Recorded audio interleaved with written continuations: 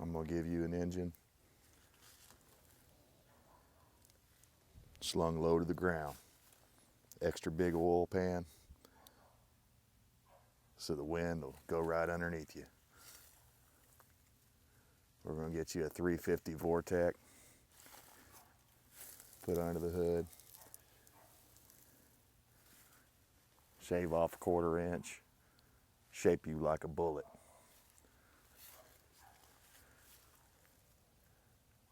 At least an extra 30 or 40 horsepower right there. We're going to get you an extra big fuel line so you can hold an extra gallon of gas. You're going to need it. That 4-barrel Holley is going to be open all the time. We're going to have the headers glowing bright red in the first lap. Yep. Pretty soon you'll be ready for that racetrack. Hey guys, welcome back to Hands On Channel.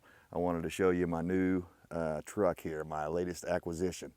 What we got here is an 1982 Chevrolet Silverado. It's a 1/2 ton, long bed, fleet side as they call it, you know, meaning that it's not a step side. But yeah, we found us a diamond in the rough here. As you can see, she's got some scum on her. And for those of you that are young enough that maybe you've never seen the movie Days of Thunder, I was kind of paying tribute to that there at the beginning. It's a great scene. Robert Duvall, Days of Thunder. Go look it up on YouTube where he's talking to the car. It's just a great scene. So this is my newest truck I'm going to be working on, so you'll be seeing this in the on the channel from time to time. And when we pop the hood on this thing, actually, I'll tell you how we came about this. I went over to look at another vehicle that kind of a friend of a friend knew, and so we went over and checked this vehicle out. It wasn't for us. It was a 4-wheel drive Blazer, but it had some real quirkiness about it, so it just wasn't going to work out for us. So over in the pasture, I saw this truck sitting there. On the way into his place, I saw it, and I said, "Hey man, whose truck is that over there?" He said, "Oh, it's my cousin's." I said, "Well, does he want to sell it?" He said, "He'd probably sell it, you know." So I went down and took a look at it, and I immediately noticed that while there's some rust right there on the door, oddly, below it on the cab corners and the rocker panels, they're nice and solid. There's a little bit of surface rust, but there's no rust through. So the body is really solid on this thing, with the exception of the 2 doors right there where, and it was kind of one of Chevrolet's screw-ups, right there where the trim is, that black trim, it's screwed on there, and dirt would get behind there and eventually corrupt the paint, and then that would lead to rust. You wouldn't even see it until it bubbled out. So when I redo it, I will remove all of that, and it'll never go back on again, because I just don't like the side trim trapping dirt and crap like that and causing rust. So anyways, what we picked up here is a non-running vehicle. The guy I bought it from said that he was driving it and the rod started knocking or something in the lower end, bearings or something. He thought it was a deep knock. So he parked it, and it sat there for the last 4 years. That's why it's got the scum on it. So let's take a little walk around the other side here, and I'll show you inside of it. One thing that's cool is I got a lot of spares with this thing. A complete set of aluminum wheels, and of course I prefer the wagon wheels. He said those were brand new when he parked the thing 4 years ago. So I've yet to go through the back of it. I wanted to show you guys this before I really get tearing into it and cleaning it up, because I think it's going to clean up really nice. And let me open up the cab here and show you the interior.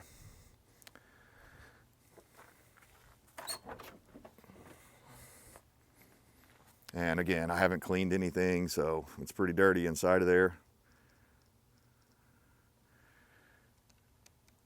But the bench seat is intact. Everything looks pretty darn good. It's got all the, all the equipment there still. The dash is good, or actually somebody put one of those covers on it, but it looks nice. Not bad at all.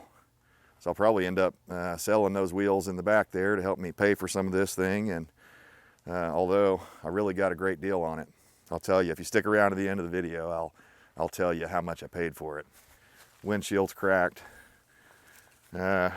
Just going over it, I've got a little dent down here, but again, look, there's no rust through. There's a little bit of surface rust there and right there, but no rust through. The doors are the worst thing about this thing. Right in here, I've got some surface rust again on the rocker, but you know, no holes, which is really unusual for a truck like this. So I was really happy to find this, but you can see here on the inside of the door skin. If I can find skins for it, I may try to replace it, but more than likely I'll just find some extra doors and put some doors on there. So anyhow, I told my wife it was really bad timing. I shouldn't be bringing in another project. I've got tons and tons of irons on the fire. But I'm going to keep this thing around. She's already been eyeballing it. She's like, oh, I kind of want it. Yeah, I'm like, I don't know. We'll see. We'll see about that. But I've got this Monte Carlo project over here, ongoing project. Part of the problem, I was actually telling the guy I bought this white truck from, I was telling him that, you know, part of my problem with the Monte Carlo deal and the reason I'm not real fired up to do it is that for me nowadays, as a homesteader and as a self-employed businessman, all that stuff, a car is not very practical for me. So it's kind of always just keeps getting put to the back burner. But I promise one day I'm going to drop the Cherry back in that thing and it will ride down the road again. I may just do it, you know, kind of a roadkill style, just so that I can get it running and driving and not worry about the body and the rust and stuff like that. But it's actually not too awful bad, especially for a 72 model. But anyways, this video is about this. And my wife, when we opened the hood on the thing, and I'll do that in a moment, when we opened the hood, there was a snake skin in there. And my wife was like, oh, well, I just named the truck. I was like, oh, yeah? She says, yeah, white snake. I was like, okay. I guess I'll put up with that. But there's my cat checking it out. His name's Monty because he's always climbing on that Monte Carlo. Go ahead, check it out, buddy. Make sure there's no mice in there. He's a good mouser. But anyways, yeah, man, real stoked about this project. It's hard to find these old square bodies that aren't all rusted to hell. I mean, you can see the bed's pretty solid. It's got a couple of dings and dents on it on the top of the bedside where people have, you know, let stuff fall over on it when they were transporting it or whatever, but nothing catastrophic. I think this truck is going to clean up nicely.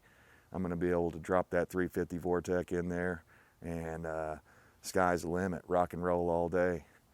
So anyhow, I'm real stoked about it. I will take the slider out of the back. You just don't want to leave a slider in an old truck like this because they're easy to steal, easy to break into through that slider. So remove that.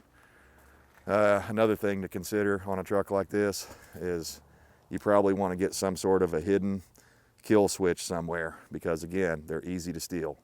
They don't have the security features that a lot of these modern cars have, but because of that, they're easy to work on also. So just keep that in mind if you're going to have an old rig like this.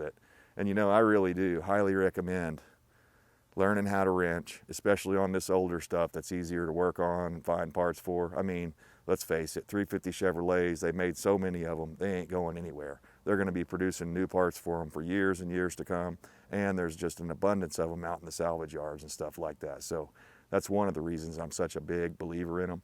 The other reason is I've had several of them that I've put, my black Chevy over there, it's got over 250,000 miles on the original engine. No smoke, no knocking, no noises, still pulls strong.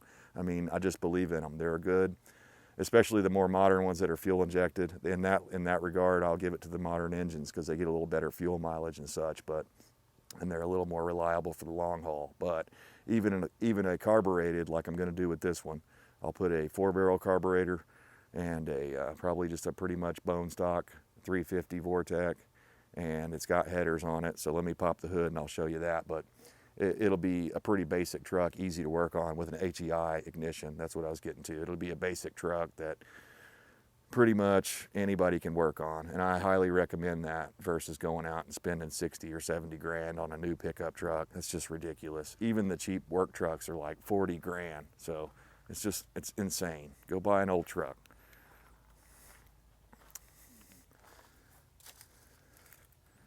Let's look under the hood. All right, you're gonna see why, one of the other reasons I had to pick this thing up, even though timing was terrible.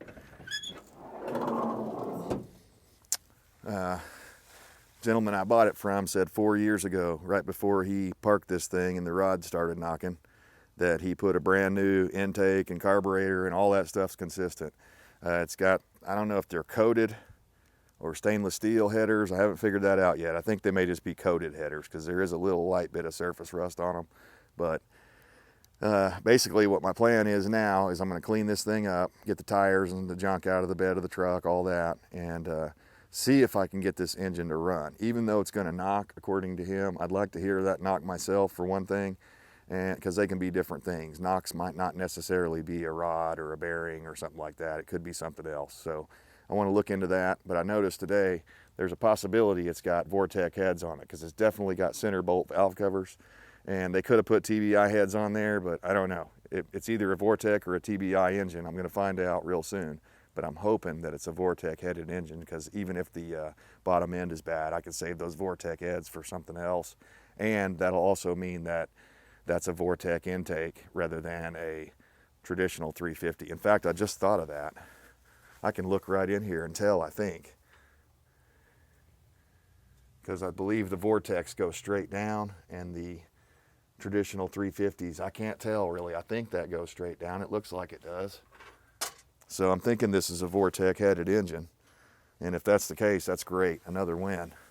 And it's got even though they're cut off of the exhaust right now, it's got a pair of Flowmasters in the bed of the truck that are like new, except they've been rained on for the last 4 years. So I'm going to clean those up, evaluate them. I had to pull it home. It was a little bit of a danger ride for me and my buddy. He luckily, thank him, my buddy D, he came through again and was willing to take time out of his day and come over and be drugged behind me with a truck with barely any brakes, which is a little scary, even scarier for him. But I really appreciate him, coming through on that and helping me out.